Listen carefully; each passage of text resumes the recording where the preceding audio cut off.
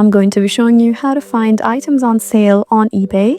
So it's really easy, so let's get right into it. So all you need to do is open your app if you're using an app, or if you're using eBay through a browser, then you just need to go to ebay.com, which is right there. And once you do so, this is the home page. So you can find everything you want here. So all you need to do is search for the item that you want first. So let's say you want to know or find the sale items on clothing. So just tap that. And once you've done so, all you need to do is look at the top right where you can see filter. Just go ahead and tap here. And now all you need to do is scroll down till you find this option right here that says show more. Just tap here, and now you need to scroll down till you find this option right here, right below deals and savings that says sale items. Make sure you toggle this button on.